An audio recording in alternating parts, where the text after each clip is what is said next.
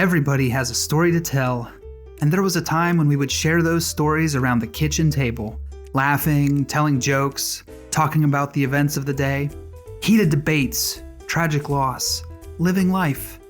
The kitchen table is where we could share our lives. So come sit with me and my friends as conversation unfolds across the kitchen table. In this episode, I'd like to introduce you to my dear friend Brandy.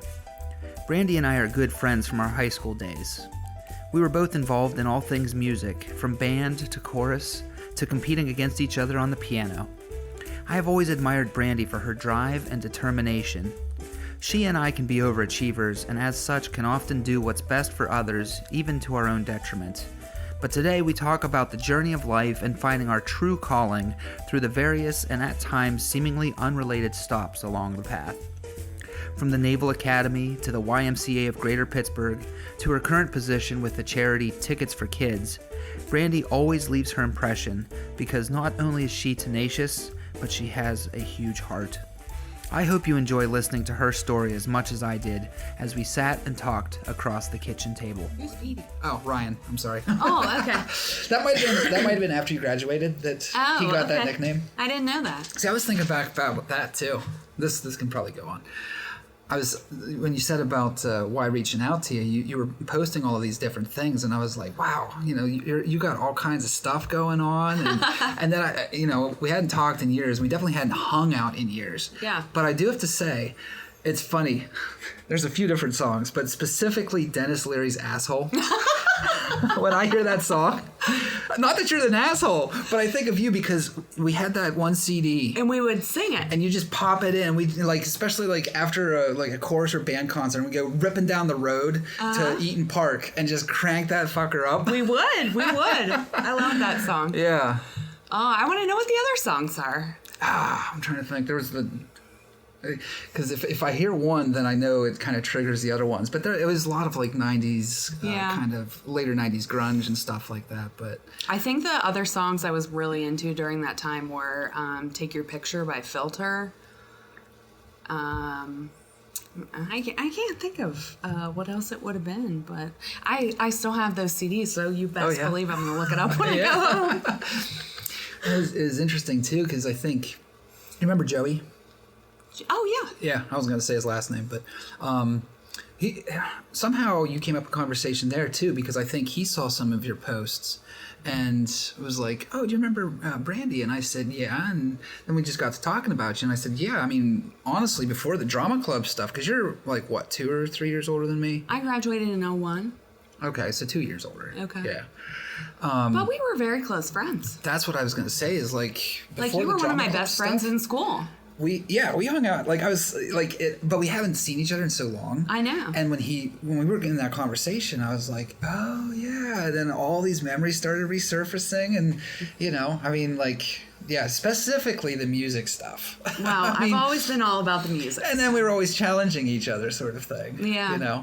It was it was just a lot of fun. So, I think a lot of that's part of it, too. Okay. I saw these posts and I thought, you definitely have this really interesting life, at least even in the pictures. But, I don't know if you and I ever talked about your time at the Naval Academy. Yeah. Because I think part of that, we both were kind of on that sort of path. Mm-hmm. Now, I got further and further away from it because it was like, well, the Naval Academy doesn't have a music major, so I'll do ROTC. Mm-hmm. And then I don't know if you heard about why I didn't go with the ROTC thing. No. I had a soccer accident my senior year. Okay.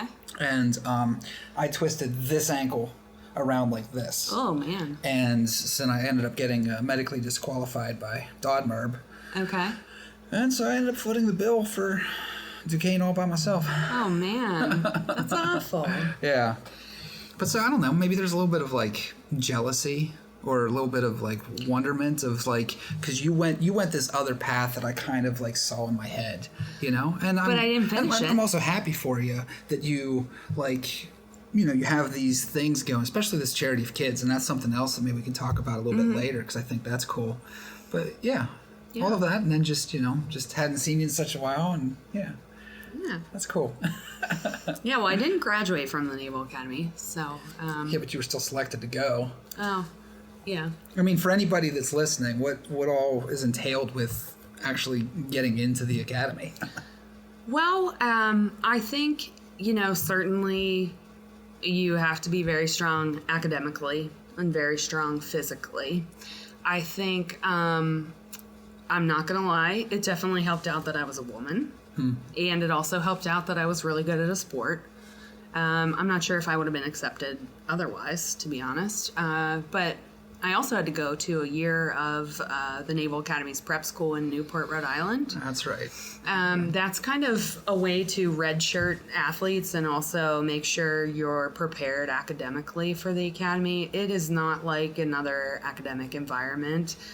You have to take between 18 and 24 credits a semester, and it's very science and math heavy. And I was always good at school, but I didn't like school, and I especially didn't like math. And so I knew it was going to be a challenge right out the gate. And, I ended up finishing prep school, going to the academy, and I did the thing I always do, which is I try to do whatever's better for everybody else and not what's best for me. And so I wanted to just be a political science major or an economics major or a history major, which are kind of considered like the easy majors at the Naval Academy. But I felt like I wanted to do something that was more beneficial for the military. And so I decided to be an IT major my first year.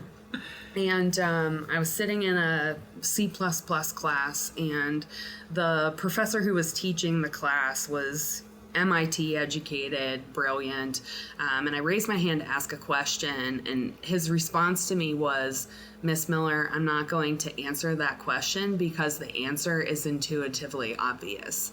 And that's when I was like, well, I'm definitely not in the right major. And I had always really enjoyed reading and writing and had been good at it. I won the courthouse essay contest when we were in high school and had done a couple other things. And so I decided to change my major to English. And even as an English major at the academy, you are still taking, very high level math classes, all the physics, chemistry, all of that kind of stuff. So, it was still very challenging academically. But I found a new love while I was at the academy, and that was strength and conditioning, of all things. I played volleyball there, and there were two strength coaches, Rhett Warren and Cliff Duman, who really just got me into lifting as much as I was into playing volleyball. And one day I was lifting, and the track coach from the academy came in and was like, "Have you ever tried to throw a shot put?" And I said, "No, I'm from this tiny school. We didn't even have a track team." That's right. No. And she's like, "Well, you just look like somebody that could throw heavy things far." And I said, "Okay, I don't know how to take that, but I'll give it a shot." And so I ended up on the indoor track team at the academy as a result of that as well. But whenever it ended up where I wasn't going to be there anymore, I knew that I wanted to major in strength and conditioning. And I knew I still really wanted to play volleyball at a high level. And at the time, the best Division I schools, because this is a question I get all the time, is how do you go from the Naval Academy to Youngstown State University? It seems like kind of a weird transition. Yeah. But there were only really 4 Division I schools that were really good at exercise science and strength and conditioning whenever I left, and that was Baylor, Marshall, Youngstown State, and Appalachian State. And I wanted to play a lot, and so I kind of ruled out Baylor and Marshall. I thought I could make the team, but I wasn't sure I was going to play much. And that left Youngstown and Appalachian State. I almost chose Appalachian State over Youngstown simply because their colors were black and gold. And Pittsburgh pride. Yeah, but then ended up going with Youngstown. I kind of like the dirty old steel town feel of Youngstown, to be honest with you. It seemed dangerous and interesting. I liked the volleyball coach there. Several of the people that were on the athletic staff and or in the exercise science program there were authors of the National Strength and Conditioning Association's, book they teach you with to become a certified strength and conditioning specialist. So I just kind of decided that was where I wanted to go. And so off to Youngstown I went. And the transition there was incredibly hard because the academy, even the fun that people see on TV of like the Army Navy games and all of the shenanigans that go on, and don't get me wrong, it was fun. They're still my favorite people I met in my life. Lots of crazy pranks and just really fun tradition about the academy. But it also was a very serious time to be there because we're talking 2002 to 2004, where immediately, post 9/11 world and the military had been in a state of peace really since the Gulf War. Yeah. And then the attitude kind of switched after 9/11, and everybody that was there recognized that you're preparing to go to war. Yeah. You're not just going to school for 4 years and then getting to float around on a boat and hang out. You're getting ready to go to war. And so it was a pretty serious environment at times too. So when I went to Youngstown State, I think I arrived there as a 21-year-old who was actually more in the mindset of a 31-year-old. So it was hard because I felt like I went from a very serious environment to all of a sudden I am going to school with children. And no offense to any of my friends from Youngstown who happen to listen to this, but that's just what it felt like. And so the girls on the volleyball team are hazing me because I'm new. Meanwhile, I'm 21, and so they're hazing me during the week and then asking me if I'd buy them beer on the weekends, which was kind of a really weird situation. Yeah. And then from an academic standpoint, I took so much science and math at the academy that I really only needed classes for my major at Youngstown. Yeah. And exercise science is, in a lot of ways, very close to a pre-med degree. You're doing a lot of anatomy and physiology and all those kind of classes. And so those were challenging. I had to take one physics class at Youngstown, and I think I maybe went to 2 classes all semester and got 100%. But I struggled incredibly with not having enough stuff to do because I came from high school where, as you're aware, I did at various points like volleyball, basketball, softball, cheerleading, band, chorus, dance. If there was a thing, I did it, and I tried to do it hard. Like if there was a higher level of it, I wanted to be at the highest level of it. Then to the academy where I'm playing multiple sports and you have kind of professional development requirements and physical requirements, and you have a more traditional school day to this is what college is like. Like you wear whatever you want. You barely go to class. Yeah. People party all the time. And I'm playing a sport still, and I still have lifting and other stuff to do. And it felt like too wide open for me. And I think the pendulum swung a little bit too far the other direction then. And so I went from being super serious and trying to give 150% to everything all the time to just being about fun and trying to figure out maybe who I was as a person, though I'm not even sure I was doing that at that point. Yeah. But it was just kind of a really rough and weird transition. And to this day, I really don't have that many friends from my time at Youngstown because it was hard for me to associate with them because I just felt like I was at a different point in my life. In fact, I didn't even go to my graduation because I also, felt like I had not accomplished anything because I had set out to graduate from the Naval Academy, and here I am graduating from Youngstown State. And again, no offense to anyone who listens to this from Youngstown. They are different bars. Distinctly different. Yes, very different bars. And I felt I was not happy with myself.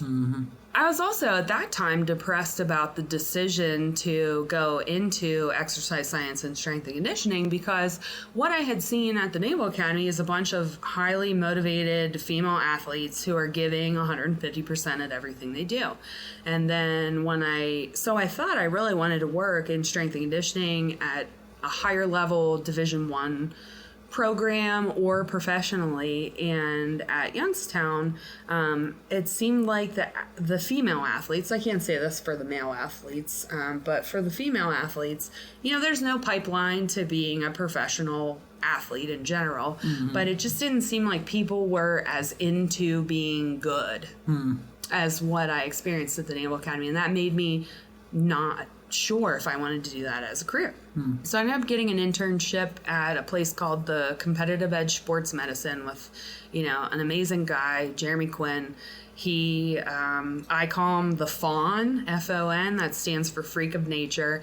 He can do some of the craziest physical feats I have ever seen anybody do, and he's so knowledgeable, wonderful strength coach. And he worked with the Youngstown Steelhounds and the Mahoning Valley Phantoms junior A and midget hockey teams, and so I was doing some strength and conditioning for hockey programs, and I loved it, but it became very apparent to me early on that the world was not a place that was ready for women to work in that job at the level that I wanted to. Yeah.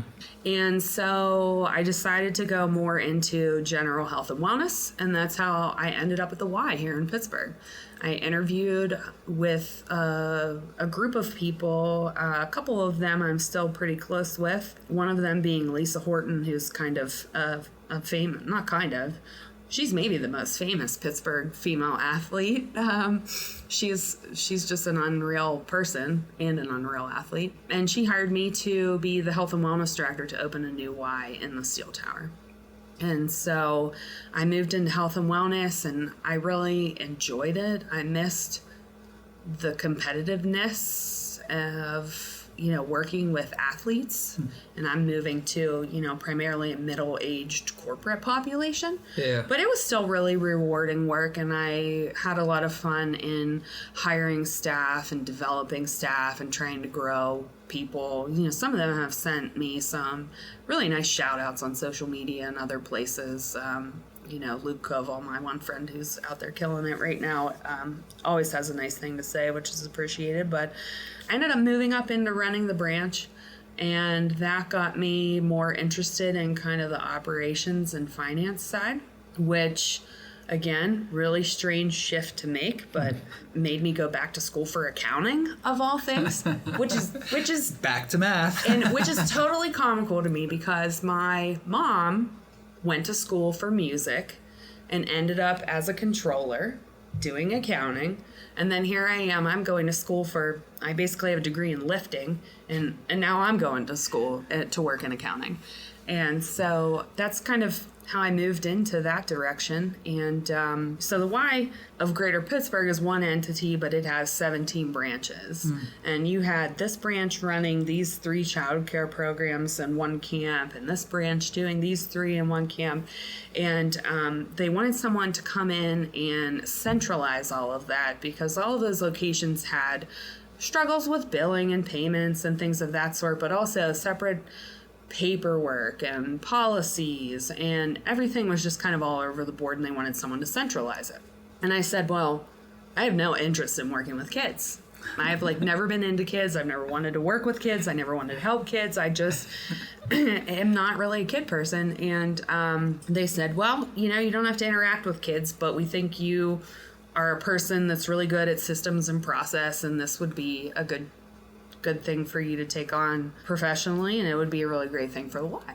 And so I put that office together and hired a staff and created all of the policies and procedures of how the operations work kind of from scratch. And as part of that, the Y received a lot of tickets from Tickets for Kids charities, and they moved that into our office, just so the process of requesting and distributing tickets was kind of centralized. And I thought Tickets for Kids was really cool. I thought the staff was cool. I loved the mission of it, but still wasn't all that interested in it. And then we have this like larger than life. I think his title was the vice president of camping. I can't remember exactly, but his name's Todd Brinkman, and he is the dreamer. You know, if there's a crazy idea that a person like me that is into organization and administration sees as their nightmare, Todd is the person that comes up with it. And so Todd, which is what makes him amazing at what he does, though, by the way. Todd came to me and said, I want to take all 900 day campers to a pirate game on the same day. And I need you to organize it. I'm like, small task. Yeah, no problem. 900 kids. We'll do it. So I call Tickets for Kids up, and I'm like, I have kind of a crazy request. Because keep in mind, we typically get tickets from Tickets for Kids at that time, 50 at a time, 75 at a time. I'm like, I need 900 pirate tickets. And they were like, you know what? We can do that. And so I organized the trip, and I had no intentions whatsoever of going. I was just going to get the tickets distributed, have everything orderly. I had all the kids got T-shirts that were separate colors by camp, so the chaperones could easily identify the kids. You know, I definitely engineered it to perfection, but I had no interest in going. And Todd was like, "You have to come. You put this together. You have to go." I'm like, First of all, I don't really like baseball, and I really don't want to go to a baseball game. But also, I really don't like kids. And I don't know that I want to go, be around 900 kids for the day. And he's like, but you made this. You put this together. You have to go. So, all right, I'll go. I have to go to Rite Aid in downtown. I have to get sunscreen because if I don't wear SPF 5000, I look like a lobster for 3 weeks. But I did that. I went to the game. I was probably in dress clothes, sweating the whole time. And the second that I walked in there and saw the faces of those kids and what that experience meant to them, even baseball aside, just being included and able to go into a venue like PNC Park or see the city in that way was really life-changing for me. And that was the day I decided I had to work at Tickets for Kids Charities. And so still working on my master's again in accounting. And I'm still working on it, by the way. It's not done yet. But I really wanted to work at Tickets for Kids, but I didn't see a role that fit my background or experience. I wasn't sure what I wanted to do. And things got a little rocky at the Y. The Y ended up filing for bankruptcy and closing some branches. And I definitely had a real personality struggle with the COO at that time. That made it a difficult work environment. And one day, he got particularly aggressive with me, and that was the day I decided to go on Indeed. And that was the day I saw that Tickets for Kids had posted a brand new position for Director of Finance and Administration. The door's open. It just felt like everything was meant to be. I applied for the job, and I thought, I'm never getting this job. There's probably a million people that want this job. And the people from Tickets for Kids, the other staff already knew me from interacting. And, I wanted that job more than anything. But it turns out they really wanted me to take it, too. And when we realized that both of us wanted this to happen, it was just the best day.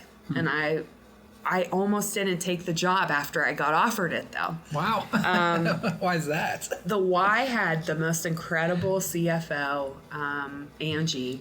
I really enjoyed her. She was a person that she's, just super sharp, and you could approach her with real information and real data, and she would believe you and not try to gaslight you. And that was kind of a new experience for me at the Y. And so I kind of wanted to continue to learn from her. And, before I accepted the job at Tickets for Kids, she offered to look into me reporting to someone different, having a different job, having a different pay. But I finally made the jump to Tickets for Kids, even though I was scared. And I am so happy that I did. And I returned my offer letter. I was so excited when I pulled the trigger and signed the paper and scanned it and emailed it that I really was a total nerd with the CEO of Tickets for Kids at that time, because I sent the offer letter and I think I just wrote something like, "Let's make magic." Tagline. Yeah. So, it was meant to be. And I was at Tickets for Kids starting in June of 2019. And, of course, then the world shuts down in 2020. It is a very, very bad time to work for an organization that deals exclusively in live events that a bunch of people go to be together. Yep. And Tickets for Kids ended up laying off 70% of its staff. Wow. And it was really sad and very difficult. And I'm a new person, but I had torn apart the entire accounting system of Tickets for Kids, redid it from the ground up, and, got rid of a third-party bookkeeping company that was doing it and brought it all in-house. So I think the board, when they made that decision, just didn't see, I made myself indispensable, kind of. But that was a very hard pill to swallow with some of the staff that had been there 25 and 30 years, that all of a sudden a person that was there for less than a year stays and they go. Yeah. So that was really hard. And that wore on me for a long time. And honestly, still kind of wears on me sometimes when I think about it to this day. I continued to work in director of finance and administration role all the way up until... not this past January, but the January before, when our CEO decided to leave, and I was asked to serve as interim. And I was also asked to apply for the job, and I said I didn't want it. It was a lot of travel. I was kind of enjoying not managing people and just kind of managing myself and working on systems improvement for Tickets for Kids. And so the board did an extensive search, and they found a new candidate as CEO and made the hire, and that just unfortunately didn't work out. And so Tickets for Kids was back to square one, and they kind of said, I mean, at least it feels to me like they said, well, whether you want the job or not, you're taking it now. And at first, I was not sure I wanted it, because it's very public facing. It requires a lot of travel. But then I kind of have fallen in love with it since I started doing it this past October. And it helped me really find myself again, because because of COVID, I think, and because of working in finance, had just become I've always been an extroverted person, but I wasn't reaching out to people. I wasn't doing things with people. I was just kind of a hermit, to be honest. And this job requires a lot of networking and a lot of meetings and really getting yourself out there in public so people know what your organization does. Yeah. And I have come to love that as of recently. I get frustrated sometimes that kind of stuff, which is hard for me to view as important as the technical stuff, gets in the way of me completing the technical stuff. And I get a backlog of tasks and I'm a very task-oriented person. I want to get them done. Yeah. And I'm out here, shaking hands and kissing babies instead. But I have found it to be very rewarding as well. And I'm really happy to be out and talking to people and meeting people again for the first time in a really long time in my career. So here we find ourselves today as a result of me being out there all the time and on Facebook all the time. I guess that's kind of how you decided to have me on your podcast. I found you. And now you get to, So there, I brought it full circle. Yeah, you did. That was good. Man. Yeah, I didn't want to interrupt any of that. See, it's always tough for me whenever I have these, episodes.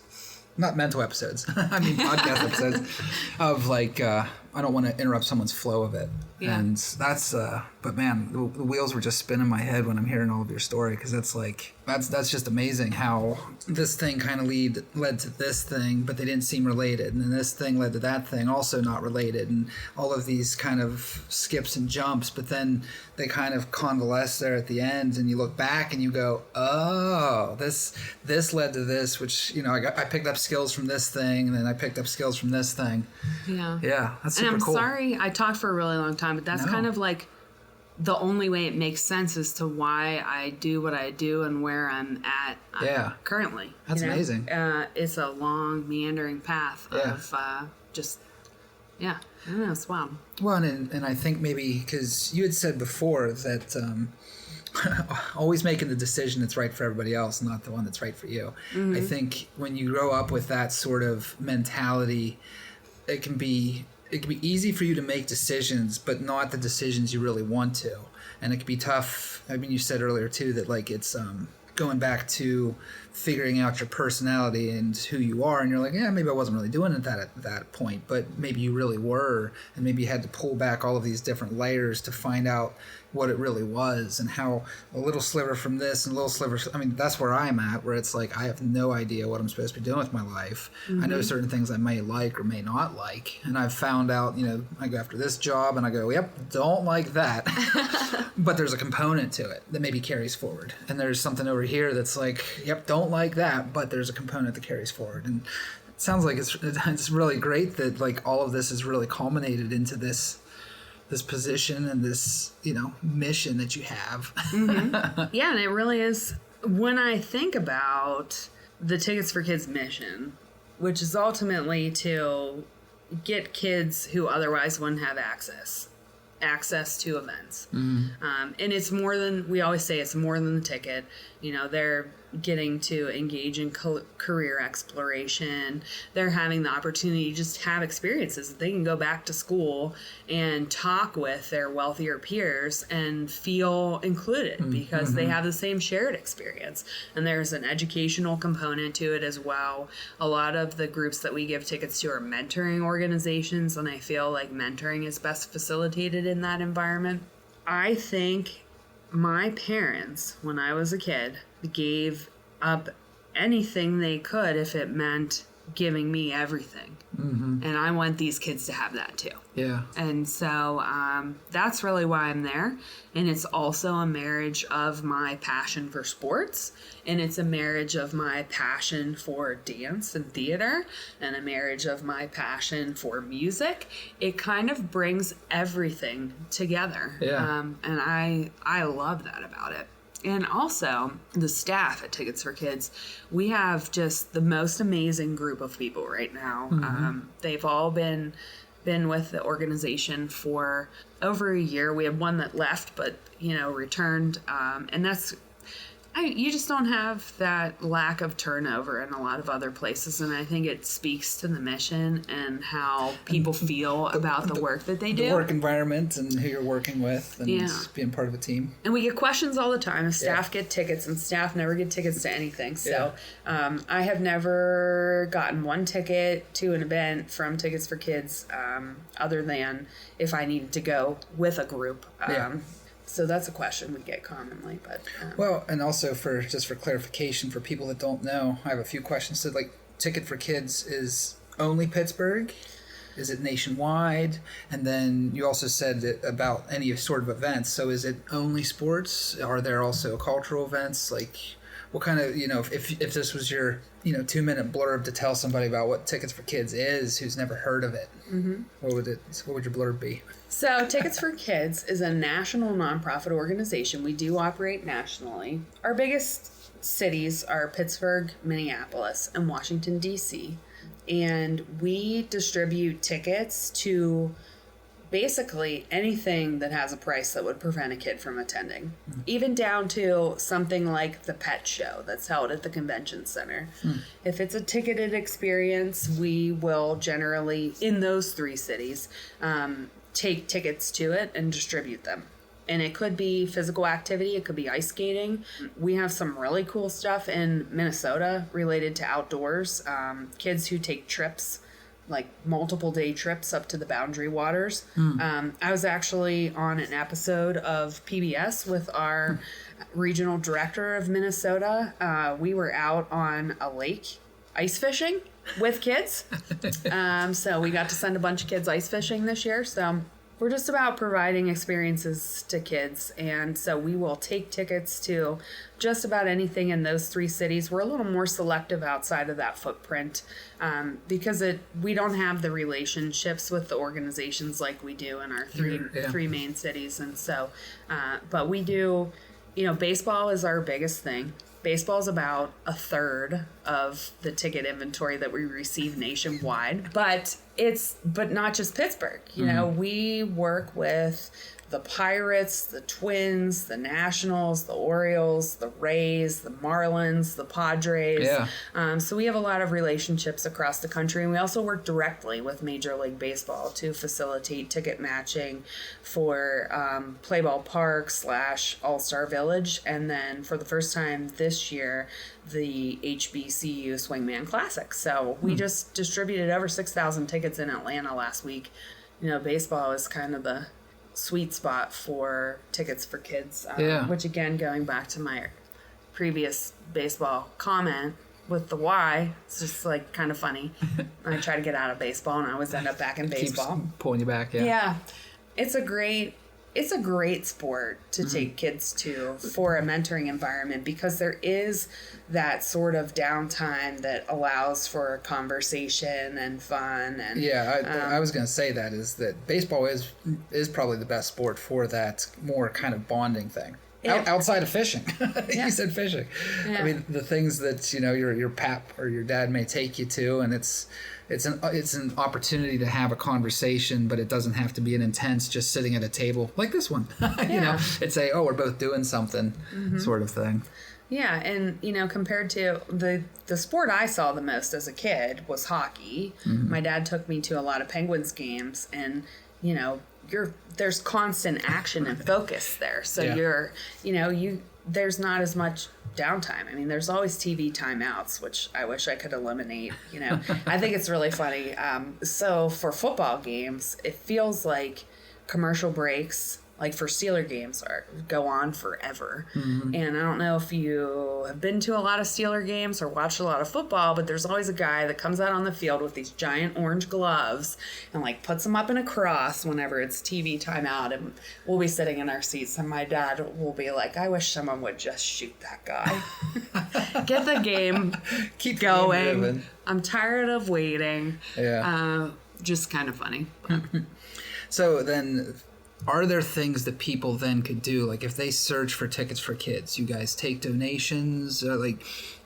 Are you working with other organizations to get these tickets? Are you working directly with the places like PNC Park to get the tickets at a discounted rate or get them for free? Like if someone wanted to be involved helping your organization some way, how would they be doing that? So we do accept ticket donations from anybody that wants to give them to us. And we also accept dollars. And a lot of times people go, I just think about donating tickets. I wasn't thinking about donating money, but we cannot pay our staff in tickets. So we do always need financial resources kind of more urgently than anything else. Yeah. The tickets are all donated to us. And a lot of people are kind of shocked by that. Like, why are people giving you all of these tickets? And I think, I can't speak for them, but for your science centers and museums and sports teams and everything else, we really take the burden off of them needing to administer their community ticket programs. Yeah. So we have a network of 2,400 nonprofit organizations, Title I schools, and government entities across the country that are a part of our system. And so they know they can donate the tickets to Tickets for Kids, and we get them to the nonprofits. We handle that administrative burden. Mm-hmm. And the part that I think is really valuable for the nonprofit organizations is if you're operating a day camp or an after-school program, you're looking for tickets to a diverse array of events so that you can have one event you go to a week or a month or whatever else it is. And those programs not needing to go, hey, Science Center, would you donate tickets to us? Hey, Pirates, would you donate tickets to us? And doing all that outreach themselves, while I can't quantify it, I'm sure it saves them a small fortune. Oh, for sure. And they know they can just log into our portal and see all the tickets we have available from all the places that provide tickets. And so we're really like the great connector of the people who have the tickets and the organizations that need the tickets, just kind of cleaning it up and centralizing it all. And we don't charge the nonprofits a penny. Yeah. So it's not like we are taking a cut. We go out and raise the money to support our operations ourselves, to keep the tickets free to those organizations. And we get the tickets free again from the ticket donors. Yeah, So I think that's great. How long has it been in operation? So Tickets for Kids has been around for 30 years here in Pittsburgh. We just had our 30th anniversary celebration in May. Interestingly enough, the organization here in Pittsburgh was founded by a couple who went to an event, had friends who they knew had tickets next to them. The tickets were not used. And they thought, why didn't they give those away to somebody to be able to come to this? Yeah. I don't know the exact time frames of the other places starting, but just like in Pittsburgh, where a couple thought of this idea, a couple thought of the same idea in Minneapolis and called it Ticks for Tots, and a couple thought of the same idea in New York City and called it Seats of Dreams, and a couple thought of the same idea in Washington, D.C. and called it Most Valuable Kids. And Tickets for Kids, I think, maybe progressed a little bit faster than those other programs. They had a professional staff. They were a little bit further along in, looking for grants and in terms of technology to distribute tickets.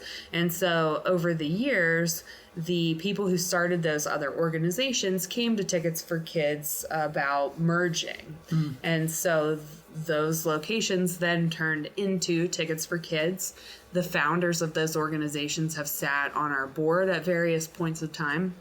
And so we kind of continue to grow in that way. Yeah. It's really interesting that people across the country that have never talked to each other just keep coming up with the same idea over and over again. Yeah. And in fact, there is an organization just like Tickets for Kids in Canada called Kids Up Front.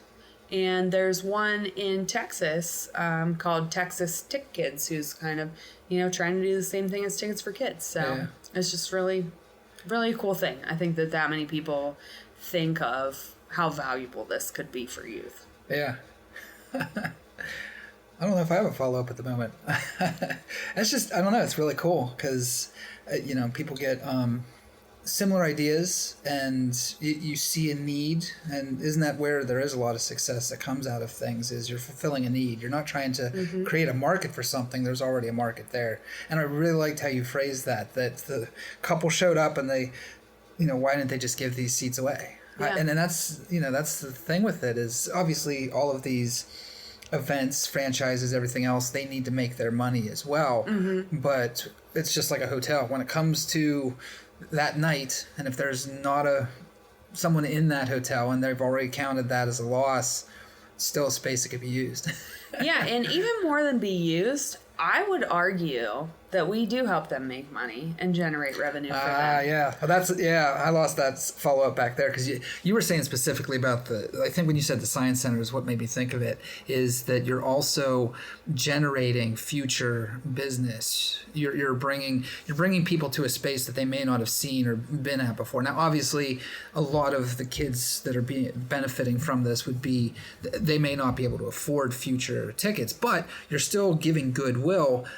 And, hopefully a lot of these kids have a life-changing experience and can move forward in their life. If they're from an impoverished state, that this is changing their trajectory. So when they become adults, then they can look back and say, hey, remember when we went here? That was a really cool place. That at that point they have money. They can bring their families back to it. It's a longer-term play than I would think, but... Well, I talk about that all the time, actually. It is a long-term play, but we 100% believe that we help build future audience bases. Yeah. And that is I think, especially vital to entities like the orchestra or the ballet, where kids don't have near the exposure that they do to sports. Yeah. But I make a real argument for sports as well.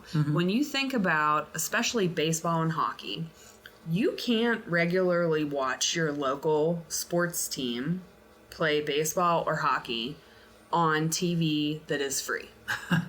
That's a good point. You need to subscribe to who knows how many streaming services or something like whatever the equivalent is for Sunday Ticket. You know, I'm very football minded, so that's where I always go to. But, you know, I subscribe to Sportsnet Pittsburgh during hockey season to be able to watch Penn's games. Those kids don't have access to that. And a kid that doesn't grow up watching that sport is probably not going to be a fan of that sport when they're an adult. Yeah. So this is actually an idea that I have wanted to maybe write something on to put out there in the world, but it's that streaming services for sports are going to lead to smaller audience bases for those teams in the future. Like, Yeah. I completely believe that. And I think the other side of it is sure, we get tickets from the teams, but we also have corporations that donate boxes and season ticket holders that donate season tickets they're not going to use. And my argument to the sports teams is, and has been, and it has been successful in at least one case so far, is that are your fans going to keep buying those season packages that they know they can't use half the tickets if they don't have an avenue to donate those in a tax-deductible way where they know they're making a difference? Yeah. And the same thing for the corporations. So while on occasion we will have teams, which I will not name, that will, you know, feel like we should just be incredibly grateful for tickets only, which we are. I mean, and we are. We would also like you to recognize that we are saving you money by distributing the tickets for you. And so it'd be great if you could provide some type of a financial contribution. But we're also helping you make money in the future by getting kids interested in what you're doing. And we're helping you make money right now by getting your season ticket holders and your corporate suite donors to continue to buy. Keeping them on, yeah. So I really think they get just as much benefit out of it as we do. Yeah. It's just being able to sell that has been the problem to date. Well, and I think, you know, I've been cautious with how I've phrased some of these questions, because you never want to piss off corporate sponsors. You know, you never want to piss off certain people, and you also don't want to you don't want to use certain vocabulary when it comes to charity. Because I mean, I had my friend Trent on. We both worked at a church, and part of our conversation was about the fact that, like, when it comes to a larger church, you do have to use the words business. You do have to use the words financial and fiscal, and that always turns people the wrong way, because they're like, oh, you're talking about it like it's numbers. And it's like, well, there are still cold, hard numbers behind things. People still function within this set of, you know, economics and all of that sort of stuff. And it's not bad to say to give to get. You know, you guys as a franchise need to make money to stay open and viable so that we can do this. Right. And we're not looking to take money to grow our thing, and because you're a nonprofit. Right. But people always get, you know, they see, oh, you're out there asking for money again. Where's that money going? You know? Yeah. And I think we're, again, a tremendous investment because, as I said, you could give us $1 and we could match who knows how much with that dollar. And you could give $10 to each one of those nonprofits. Your investment would be significantly more. And they're having to spend that $10 you gave them on staff time to try to track down all of the things we've already centralized for them. And I think we save the nonprofit ticket donors, like your symphonies and ballets and things of that sort, a lot of money in that same way, because they don't have to hire staff to deal with their community outreach tickets. So I think it's a tremendous investment. I hope one of these days I can convince everybody else that so that we can have tickets for kids in every major city across the country. And on that city note, that's, you know, another like mindset change I've tried to make a little bit at Tickets for Kids here and there. When I first came to the organization, the CEO was somebody who grew up in Philadelphia, And the director of programs had grown up in Buffalo, and the development director grew up in Baltimore. But they were all really city people. And I really started to say, hey, have you reached out to organizations from Somerset County or, Bedford County? And they, people aren't going to come that far to go to things. Well, where do you think people from where we're from go to things? Yeah. Did you go to the Science Center in 5th grade? I know I did. That was my 5th grade field trip. And so went to Three Rivers, 4th grade field trip. Yeah. I think we did too. White was still there. Yeah. I know. I went to the last game there. It was cool. But it was kind of an education component to that. And they said, well, groups, we struggle in Pittsburgh. Some groups can't get to places where public transportation doesn't go, and they'll have transportation issues, and they won't actually, because there is no public transportation there. So everybody is used to needing to figure out transportation anywhere they go. So I've been trying to work on that, and another person from our hometown, Todd Holsopple, of all people, and I have been, we connected on LinkedIn. I feel bad if he listens to this. I haven't replied to him recently, but he seems to be really into connecting rural people with resources just in general. Yeah. And so I want to try to get him getting tickets for kids out there so we can get more rural kids engaged in some of the ticketing that we do. Mm-hmm. So. Well, yeah, and speaking of impoverished areas, I don't know if you had this realization, and I don't know how your family was growing up, but you did say about your mom and dad, like, giving up everything so that you could have everything.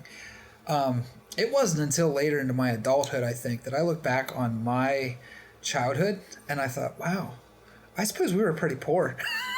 Yeah. And, like, when I was growing up, I didn't really think that. It's not like we ever really wanted for anything.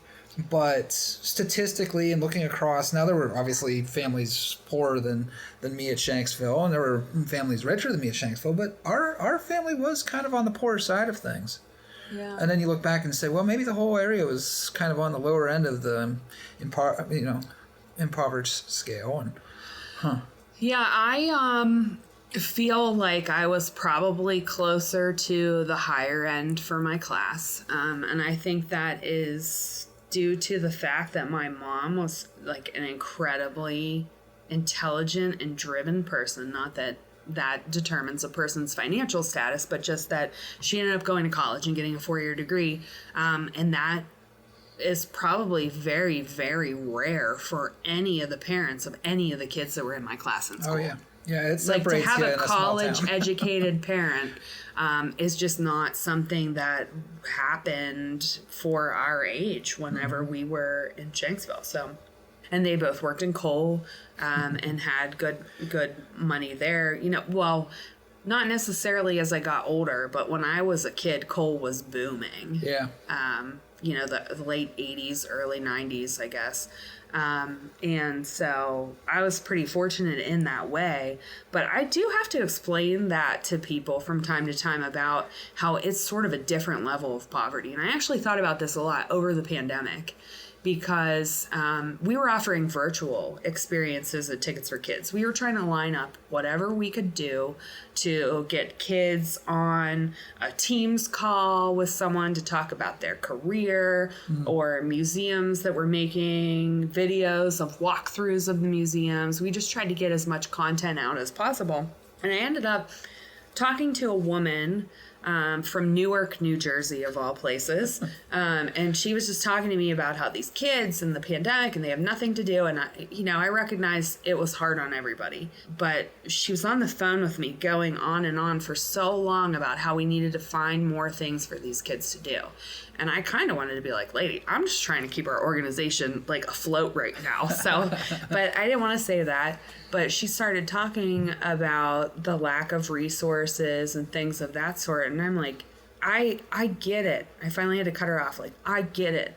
I grew up in a place where people not only can't afford Wi-Fi, but they can't even get access to internet in a lot of cases. And she's like, what? And I'm like, yes. Welcome to Podunk. Probably 50% of the United States exists in that state currently today. So I understand the challenges that your kids from Newark, New Jersey, right next to New York City, are struggling with right now, and I'm not trying to minimize them. But I'm saying we're doing the best that we possibly can right now, and I need you to recognize that as bad as your situation is, there are far worse ones out there. Yeah. I am certain there were students at Shanksville that just didn't go to school for a year and a half, I would think, because they didn't have internet. Like, I don't know if that's true or not, but I feel like it has to be. Yeah. And so that's kind of a hard thing to explain to people from where we're from, too. So many people have no concept of what rural is. Yeah. Like, I'm sure you have people say, oh, I like, up towards Wexford, it's rural. And we laugh. Yeah. But yeah, whenever you're within 10 minutes of any sort of conveniences. Yeah. Whereas in Somerset County, some people could be 40 minutes. 45 minutes to the a nearest mall. Walmart. Yeah. That's the only thing. After Grind's closed, how far? We had to drive 15 minutes for gas, probably. Yeah. Which, so you don't run out. Yeah. And to take that a step further is whenever you go out west, where there's a lot more spaces. Because you said like 50% of the country, like all of that land mass in a lot of different places. Because Pennsylvania may actually have better cell coverage than other places, but it's funny. I went out west. Have you ever been out west? Oh, yeah. I love going out west. I took a train trip. I would love to retire to Arizona. Arizona specifically? Yeah, I just love it there. Well, you go out there and you're driving for hours, and it's what they do. They're like, yeah, that's only 2 hours away. You're like, 2 hours away? Yeah. 2 hours away in Pennsylvania seems like so far. But even in Pittsburgh, I'm sure you hear people say, I can't be expected to drive there to get to this store. That's 15 minutes. And we're like, what? And then you got to cross a river. Yeah. That's another bad one. Well, that is tough. That is tough. I don't like going through tunnels. That's just my big one. I didn't mind coming out here today because I was just 28 and 65. I had no tunnels. That's nice. Limited bridges. Well, I think we should wrap this up here, but I do want to ask this one question about the favorite saying of hope or message of hope or something to leave people with. Okay. Well, I mean, my favorite quote of all time, which doesn't totally apply to this, but I'll probably come back to something else, is that hard work beats talent if talent doesn't work hard. And I feel like there have been many areas or disciplines in my life where I wasn't necessarily talented, but I was committed to putting in the hard work to be good at it. And so I think the message of hope you can tie into that is that, if you just keep working hard out there, eventually something is going to come for you. I was killing myself at the Y. I feel like I was not being rewarded appropriately, and then Tickets for Kids came at the right time and it just happened. And so I like to think that will happen for everybody at some point in their life. And I know sometimes it takes longer to get there than what people would want, but I really just feel like it happens for everybody when they are absolutely at the point where they need it. So, well, I think that's a good place to leave this one. Okay. We'll have to have you back on. Thanks for stopping by today. There's always a seat at the kitchen table and another story to tell. If you have a story to tell, I'd love to hear from you. Please send me a message. And also subscribe to the channel to look for more episodes, anecdotes, and information. Talk to you next time and have a great day.